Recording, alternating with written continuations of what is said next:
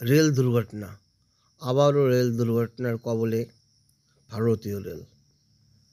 এই দুর্ঘটনাটি ঘটেছে আজ সকাল 9টার দিকে শিলিগুড়ি এবং রাঙাপানি স্টেশনের মাঝখানে। এই দুর্ঘটনার কবলে পড়েছে আগরতলা থেকে শিয়ালদাগামী কাঞ্চনজঙ্ঘা এক্সপ্রেস। সূত্রের খবর, এনজেপি স্টেশন ছেড়ে যখন কাঞ্চনজঙ্ঘা এক্সপ্রেস কলকাতার উদ্দেশ্যে রওনা হচ্ছিল, ঠিক পরেই একই লাইনে মালগাড়ি গিয়ে কাঞ্চনজঙ্ঘা এক্সপ্রেসের পিছনের দুটো কামরায় আঘাত করে এবং দেশালাই বাক্সের মতো দুমড়ে গেল কামরা।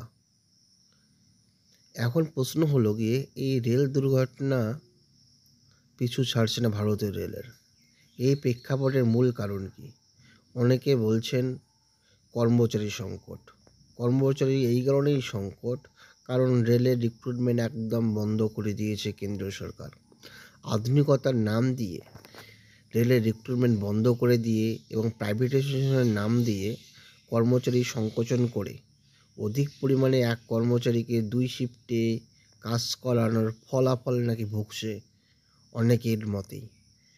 প্রকৃতপক্ষেই কর্মচারী সংকট যে অন্যতম কারণ, সেটা অস্বীকার করার জায়গা নেই। আধুনিকতার কবলে পড়ে কর্মচারীকে